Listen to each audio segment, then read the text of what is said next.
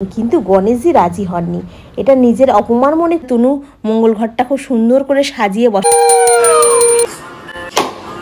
Good morning বন্ধুরা, আশা করছি তোমরা সকলেই খুব ভালো আছো, আমিও খুব ভালো আছি। তো আজকে আবার নতুন করে ব্লগটাকে স্টার্ট করলাম। কালকে তোমাদেরকে বলেছিলাম ব্লগটা স্টার্ট করবো না, কিন্তু তনু আবার বলছে না ব্লগটা করো, তুমি তো এক জায়গায় কাজ করছো, তার সাথে ব্লগটা করো, সময়টাও কেটে যাবে, নাহলে ভালো লাগবে না সারাটা দিন বসে বসে সন্ধ্যাবেলা এসে পড়ে যাচ্ছি উল্টে। আর আজকে হচ্ছে গণেশ চতুর্থী উপলক্ষে তোমাদের সকলকে অনেক অভিনন্দন, শুভেচ্ছা এবং খুব ভালোবাসা। সিদ্ধিদাতা গণেশ যেন সকলের খুব ভালো করে, মঙ্গল করে। হ্যাঁ, আজকে হচ্ছে আমার বাড়িতেও গণেশ পুজো হচ্ছে। পুজো আমরা নিজেরাই করি। একটা সময় ছিল আমরা গণেশ ঠাকুরকে নিয়ে এসে মন্দিরে উৎসবী করে বাড়িতে নিয়ে এসেছিলাম। সেই থেকেই এক বছর গণেশ চতুর্থীর দিনকেই পুজো হয়েছিল, সেই থেকেই পুজো আরম্ভ হয়েছে আমার বাড়িতে। তো এখন তনু গেছে স্নান করতে, তনু পুজো করবে, আর আমি খানিকটা গুছিয়ে দিয়ে আসি, দিয়ে এসে এখানে ময়দাটা মাখবো আর হচ্ছে ঘুগনি হবে। কালকে রাত্রিবেলা কড়াইটা ভিজিয়ে রেখে দিচ্ছি। তো চলো খানিকটা ঠাকুরের জোগাড় করে আসি, এসে তারপর তোমার রান্নার দিকে জোগাড় করবো। তনু তখন চান করতে গেছে, ও বেরিয়ে আসুক, ও খানিকটা ঠাকুরের জোগাড় করতে থাকবে, তখন পুজোটা আজকে ওই করবে। তো চলো আগে ঠাকুর ঘরে যাওয়া যাক। আজ গণেশ চতুর্থীর দিনকে তোমাদেরকে আমি একটু গণেশ চতুর্থীর ব্রতকথা পড়ে পাঠ করে শোনাই। তার সাথে সাথে আমি কিভাবে জোগাড় করছি সেটাও তোমাদের দেখা হয়ে যাবে। একবার মা পার্বতী নদীতে স্নান করতে গিয়েছিলেন। পার্বতী মাতা তার দেহের শুকনো উবটন দিয়ে একটি মূর্তি বানিয়ে তাতে প্রাণদান করেছিলেন। তার নাম রেখেছিলেন গণেশ। পার্বতী মাতা তাকে একটি মগ নিয়ে দরজায় বসতে বললেন আমি যতক্ষণ না স্নান করে আসি কাউকে ভিতরে ঢুকতে দেবে না। এরপর শিব এলে গণেশ তাকে দরজায় থামিয়ে দেয়। শিব অনেক বুঝিয়ে বললেন, কিন্তু গণেশজি রাজি হননি। এটা নিজের অপমান মনে করে শিব তার উপর ক্রুদ্ধ হলেন। ত্রিশূল দিয়ে তার মাথা শরীর থেকে আলাদা করে ভিতরে চলে গেলেন। পার্বতী যখন জানতে পারলেন শিব গণেশের শিরচ্ছেদ করেছে, তখন খুব রেগে গেলেন। দেবী পার্বতী গণেশের শিরচ্ছেদ হয়ে যাওয়ার কারণে খুব দুঃখ পেয়েছিল এবং তিনি খাবার ও জল ত্যাগ করেছিলেন। পার্বতীর অসন্তুষ্টি দূর করতে শিব গণেশের শরীরে হাতির মাথা রেখে জীবন দান করেন। এই ঘটনাটা ঘটেছিল ভাদ্র মাসের শুক্লপক্ষে চতুর্থীতে, তাই এই তারিখে পবিত্র উৎসব গণেশ চতুর্থী হিসেবে পালন করা হয়। এমনটাই বিশ্বাস করা হয় যে গণেশ চতুর্থীর দিনে উপবাস করলে, গণেশ চতুর্থীর উপবাসের কথা শুনলে, পাঠ করলে মানুষের পাপ ও জীবনের ঝামেলা থেকে দূর হয়। গণপতি বাপ্পা মোরিয়া। আমি জোগাড় করাটা শেষ করলাম। তনু স্নান করে চলে এসেছে, এখনও কী করছে, মঙ্গল ঘট আঁকছে। এবার ও পুজোর জোগাড় করবে। আমি এবার একটু যাইবো রান্নাঘরে। আর রান্নাঘরে কালকে রাত্রিবেলা তো কড়াইটা ভিজিয়ে রেখে দিয়েছিলাম, আজকে ঘুগনি হবে বলে, ওই জন্য একটু হকিংসে সেদ্ধ দিয়ে নিচ্ছি। সেদ্ধ দিলে তাড়াতাড়ি সেদ্ধটা হয়ে যাবে।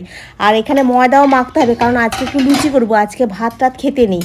হ্যাঁ, অনেকে চিড়ে ফিরে খায়, কিন্তু আমরা খাই না আজকের দিনে, চালের জিনিস কিছুই খাই না। আর ভগবানকে যে লাড্ডু দিয়েছি, মোদক দিয়েছি, সেই লাড্ডু মোদক আর একটু ফল খাবো।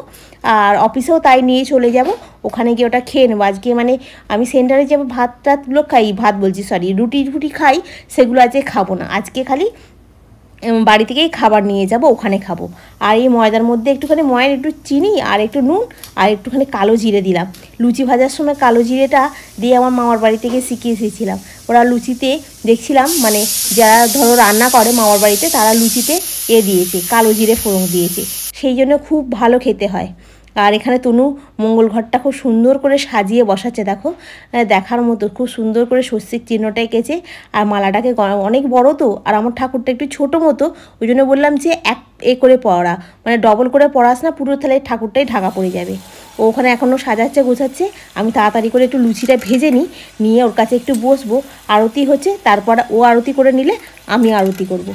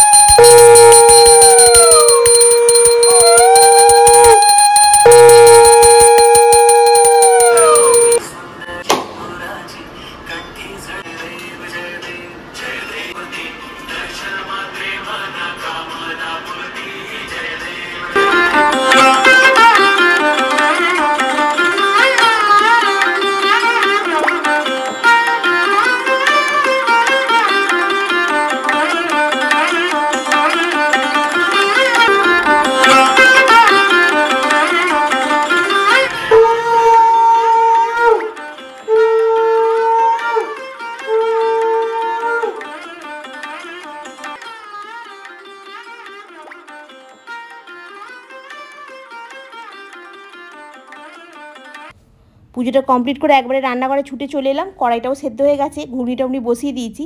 আর আজকে ঘুগনিটা একটু আদা দিয়েছি, জিরে দিয়েছি, আর নামানোর সময় একটু গরম মশলা একটু ভাজা মশলা দিলেই হয়। এটা কিসের র্যালি বেরিয়েছে ঠিক বুঝতে পারছি না, কিন্তু দেখছি র্যালি যাচ্ছে এখান দিয়ে। আর দেখো না কত রোদ বেরিয়েছে দেখেছো। আবার তনু বলছে যে দুপুরবেলা নাকি এখানে নাকি প্রচণ্ড পরিমাণে বৃষ্টি হয়েছে, অথচ সাঁতরাগাছিতে একটুও বৃষ্টি হয়নি। মাও সন্ধ্যাবেলা বলছিল, ফোন করেছিলাম যখন, বলছে সন্ধ্যাবেলা আমাদের এখানেও বৃষ্টি হয়নি, কিন্তু বুলুদের ওখানে আবার অনেক বৃষ্টি হয়েছে, আবার আমাদের আন্দুলেও প্রচুর বৃষ্টি হয়েছে। একটু কফি করে নিয়ে এসেছে, খাবো। আর বলছে তোকে কেউ কিছু দেয়নি আজকে টিচার্স ডে উপলক্ষে? আনছি, হ্যাঁ দিয়েছে, পেন দিয়েছে। দেখ বলতে পেনটা আবার বার করেছে, আগের বারেও দুখানা পেন দিয়েছিল, নিয়ে এসে রেখেছে। আর নেই, একটাই পেন দিয়েছে, একটাই। আবার দিলে আবার দেবো। আগের বছর অনেক পাওয়া গেছিল না, অনেক পেন দিয়েছিল, অনেক স্টুডেন্ট দিয়েছিল। ওই রাধাকৃষ্ণটা, বাইরে যে রাধাকৃষ্ণটা, ওটাও স্টুডেন্টরা দিয়েছিল। ওখানে একটা সরস্বতী ঠাকুর আছে, ওটাও স্টুডেন্টরা দিয়েছিল। সাথে একটা গোলাপ ফুলের মতো একটা সেট ছিল না, ফুলের তোড়া, আর একটা সাথে কি একটা ও দেখো না পেয়ে একবার খুলতে শুরু করে দিয়েছে। কত দিচ্ছিস স্যারেদেরকে? হ্যাঁ, তাহলে আবার তো দীপঙ্কর স্যারের কাছে যাবি তো? আবার স্যারের কাছে যাব, গিফট কেনা হবে। গিফট কেনা হবে, টিচার্স ডে একটা আলাদাই আনন্দ, বল? টিচার্স ডে আনন্দ তো তখনই যখন টিচাররা কিছু খাওয়ায়। এই রে কি বলছিস তুই? ক্যামেরা অন, ক্যামেরা বলছে টিচার্স ডে আনন্দ যখন টিচাররা কিছু খায়। তাই তোর ম্যাথের স্যার তো এগ রোল খাইয়েছিল না, চিকেন রোল, তাহলে ঠান্ডা হয়ে যাবে।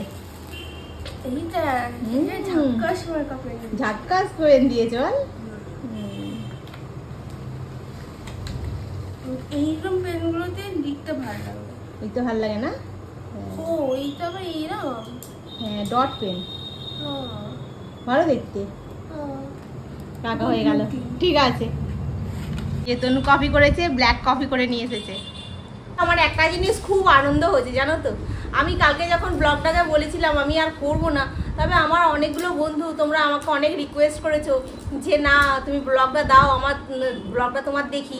এটা দেখে না আমার খুব আনন্দ হচ্ছিল, কারণ আমিও ভাবছিলাম আমি কি করব বসে বসে সন্ধ্যাবেলায় এসে, আমার তো কোনো কাজ থাকবে না, আমি কি করে বোর হয়ে যাব, অনেক রকম চিন্তা করছিলাম। কালকে এত চিন্তা করছিলাম, চোখ দিয়ে জল বেরিয়ে যাচ্ছিল আমার। আজকে যখন সকালবেলা ব্লগটা পোস্ট করছি, আমি বলি যে বন্ধুরা দেখে কি বলবে আদৌ যে না ব্লগটা আবার দাও, আমরা তোমাকে মিস করব। হ্যাঁ, যখন এই মানে SMS-গুলো আসছে না, তখন দেখে চোখ দিয়ে সত্যি বলছি জল বেরিয়ে যাচ্ছে। মানে আমি ভাবছি আমাকেও সবাই ভালোবাসে, কত আমার ব্লগটা সবাই দেখতে চাইছে।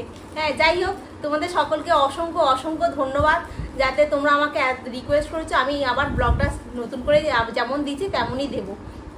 আজকে তো গণেশ পুজো হয়েছে, সিদ্ধিদাদা গণেশকে স্মরণ করেই আজকে ব্লগটা স্টার্ট করেছি সকালবেলা। সেই হিসাবেই পুজো আজকে সকালবেলা থেকে ভালো করে করেছি, করে আবার সেন্টারে গেছিলাম। এই এখন এসে চাটা খাই, খেয়ে দে তারপরে আবার দেখি রাতে কি বেলা কি রান্না হয়। তাহলে চলো চাটা খেয়ে আবার আসছি। তখন চা ফা খেয়ে একটু বসেছিলাম, বসে বসে একটু ভিডিও এডিট করলাম, করার পর এখন চলে এসেছি। একটু ময়দা ছিল না, ওর আটা ময়দা মিশিয়ে মেখে রেখেছি, এখানে দুটো পরোটা হচ্ছে, আর দুটো হবে, হলে খেয়ে দে। তারপর আজকে আসার সময় একটু বাজারও করে নিয়ে এসেছি, একটু পালং শাক, একটুখানি শসা নিয়ে এসেছি। কালকে পালং শাক দিয়ে ডাল বানাবি আর ভাত করবি? পালং শাক যেটা, তো চিকেন নিয়ে এসেছি তো। চিকেন খাবি না? হ্যাঁ, তবে তেলে আর খাবো না। তেলে খাবো না, তাই তো? স্যুপ খাবো নাকি? ক্যারেট আছে। আরে কেমন হয়েছে ঘুগনিটা? ভালো হয়েছে। ভালো হয়েছে বল। আর যে কানেরটা পরে আছিস বল দেখি, কানেরটা ট্রেন থেকে নিয়ে এসে দিয়েছি 10 টাকা দিয়ে, অনেক দাম। এটা হচ্ছে আমার খাবার, আর এই চলছে। খাওয়া দাওয়া হয়ে গেছে, আর আসার সময় একটু পালং শাক, বেগুন আর একটু শশা নিয়ে এসেছিলাম, এটা একটু ফ্রিজে তুলে রাখি, কালকে দেখি কি রান্না হয়। মাছ চিকেনও নিয়ে এসে রেখে দিয়েছি ফ্রিজে, কালকে যাতে না বেলতে হয়। আর আজকে সারাটা দিন বেশ ভালোই গেল আমার। দাঁড়াও একটুখানি এর ভেতরে আগে ঢুকিয়ে দিই, এটা শুদ্ধি, যা হবে আবার কালকে হবে, আজকে আর শরীর দিচ্ছে না।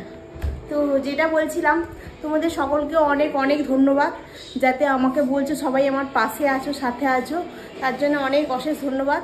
আর আমি না মাঝে মাঝে মানে এতটা পরিশ্রম করি তো নিজেকে মানে কোথাও একটা হারিয়ে ফেলি, মনে হয় যেন আর আমার দ্বারা হয়তো কার হবে না, কারণ আর বেশি দিন বাকি নেই। ইউটিউব এটা হয়ে গেলেই তারপরে তোমার ওয়াচ টাইম কাটতে শুরু করে দেবে 1 বছরের পর থেকে। কিন্তু তোমরা যেহেতু সবাই বলছো ইউটিউবে ভিডিও দিতে, তো আমি ওই দিকটা আর ভাবনা চিন্তা না করে ইউটিউবে ভিডিও এবার রেগুলার দিয়ে যাব। তো আজকের ব্লগটা আমি এখানেই শেষ করছি। তোমাদেরকে আরও একবার সকল বন্ধুদের অনেক অনেক ধন্যবাদ। তোমাদেরকে আমি একাতে ক্যামেরা ধরে আছি, তাই এখানে হাত দিয়ে বলছি তোমাদেরকে অশেষ ধন্যবাদ যে আমাকে তোমরা সাপোর্ট করছো।